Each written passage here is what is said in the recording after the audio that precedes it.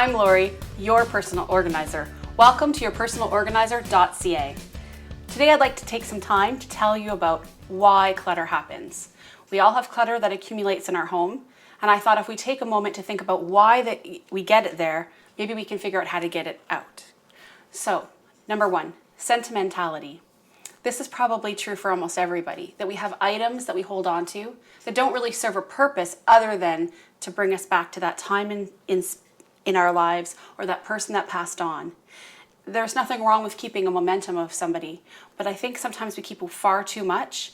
And if we bring it all together, see what it all is, maybe we could take pictures of those particular items and let those items serve a purpose for someone else. And we can take those pictures and make maybe a Shutterfly album and actually allow it to bring joy to us as we remember those things, instead of putting them in a box somewhere in the basement, which really isn't honoring at all.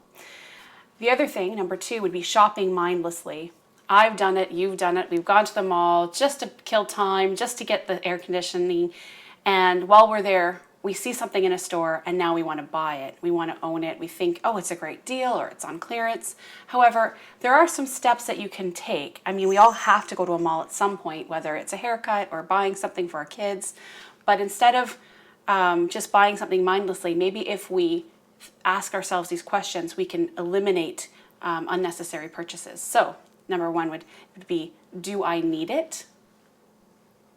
Do I actually need the item? Am I actually just creating a need because I'm there? Number two, is it the best deal? Is this actually the best deal? Go home, research it, find out if there's a better deal. Maybe you can get it online, or maybe there's a clearance store close to you that could sell it for cheaper. Would I come back tomorrow? Do I need this item enough that I would leave this clearance item and come back tomorrow? If you can actually ask yourself that. I mean, I'm not suggesting you leave it if it's something you need and it's the only one, but you can say, yes, I need it enough, I come back tomorrow so that I would buy it. The other thing you could ask yourself is, would it make a difference? Like, is this item something that would make a difference for you, for your child? Maybe you didn't realize this item existed until now, and you realize, oh, if I use this, it would actually help me for this reason. So, or the actual most important question is, can I afford it? Regardless of whether it would be useful because every item we can assign a use or a need to it. However, ask yourself, do I actually have the money in my account, or can I actually afford it? The third thing that I find that contributes to clutter in our homes is the thing that we say to ourselves all the time is, I might need it someday.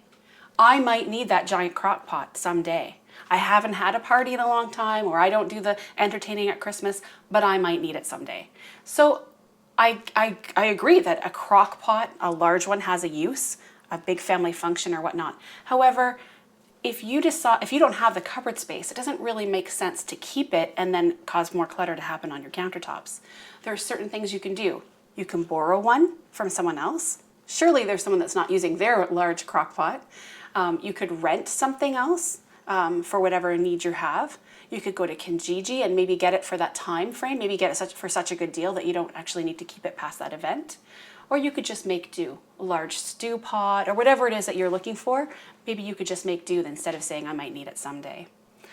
Number four, we say this to ourselves all the time. Someone gave it to me. So for instance, maybe somebody made you a teapot cozy and they made it for you, but it's not your style. Maybe you don't even drink tea.